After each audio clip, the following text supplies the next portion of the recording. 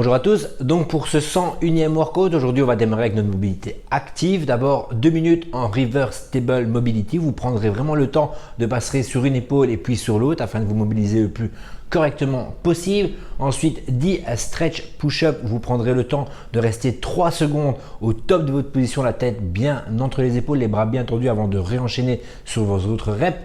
Un bottom position complexe et sérieusement il n'est pas facile à réaliser mais il est tellement efficace pour vous préparer à tout ce qui va être squat par la suite. Donc prenez le temps de le faire le plus correctement possible, ça reste un excellent exercice de renforcement, un excellent exercice de mobilité pour vous permettre de squatter et d'être plus à l'aise dans votre squat. Donc regardez bien la vidéo, n'hésitez pas à faire des pauses si vous n'arrivez pas à tout faire une broken, mais faites-le entièrement s'il vous plaît. Et 200 rope jump en single under, simplement histoire juste de monter un petit peu au niveau du système cardiovasculaire.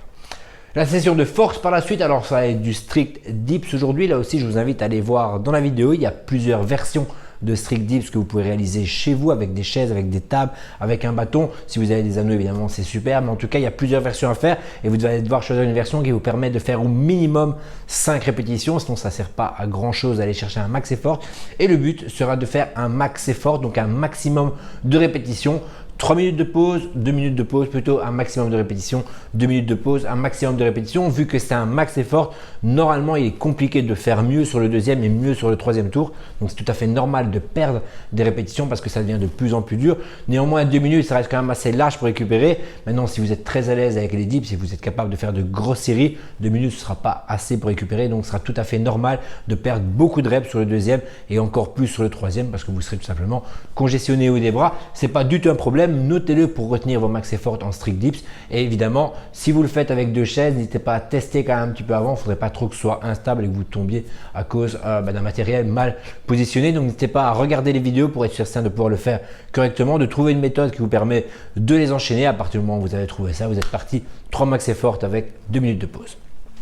Alors ensuite, le workout aujourd'hui, on aura 6 rounds à réaliser, c'est un triplé. On commencera d'abord par 3 tours en M-Homme, donc la moitié du round, la moitié du WOD plutôt se fera en M-Homme. Et ensuite, vous aurez un 4 time, 3 tours pour aller le plus rapidement possible et là mettre beaucoup plus d'intensité. 10 thrusters sur la première minute. Alors au niveau des thrusters aujourd'hui, vous pouvez prendre le poids qui vous convient, le matériel qui vous convient. En tout cas pour ceux qui ont une barre, vous ne pouvez pas dépasser les 50% de votre max en thruster. Vous devez donc être capable d'enchaîner ces thrusters unbroken, peu importe le poids que vous avez choisi. Aujourd'hui, ça peut être un pack d'eau, une plate, un dumbbell, 2 dumbbells, 2 kettlebells, un sac à dos que vous allez poser au-dessus de votre tête, vous allez pousser au-dessus de votre tête à chaque fois. C'est à vous de voir, mais c'est 10 thrusters. Deuxième minute, 12 burpees 180, donc vous vous retournez tout simplement pour faire une deuxième répétition. Et la troisième minute, 40 double under. Première minute, deuxième minute, troisième minute, 4, 5, 6, 7, 8, 9. Et au départ donc de la 10e minute, on repart pour exactement la même chose, mais cette fois-là sans temps. Vous devez aller le plus rapidement possible pour terminer. Si vous gardez un principe de 6 rounds en M-Homme, vous terminez en 18 minutes. Donc le but est de terminer en dessous des 18 minutes, voire en dessous des 17 afin de gagner un peu de temps sur les 3 derniers tours plutôt. Néanmoins, faites attention, ça sert absolument à rien parce que c'est un 4 time au départ du 4e tour de tout donner. Ce n'est que la moitié du workout. Les 3 premiers tours vont clairement vous donner le rythme, vous donner vraiment un indice sur la difficulté que ça peut représenter de faire encore 3 autres tours. Si vous partez trop vite, surtout sur des burpees au 4e tour, vous risquez clairement de le payer au 5e et au 6e. Donc prenez le temps d'accélérer. Il n'y a pas de problème à faire 4 voire 5 tours en M-Homme et puis essayez d'accélérer à fond sur le 6e tour plutôt que de tout donner au 4e et ensuite être dans le mal jusqu'au 6e. Ça, c'est un petit peu à vous de voir, mais normalement, les 3 premiers tours vont clairement vous donner une indication sur la difficulté des 3 autres qui restera au niveau du 4 time.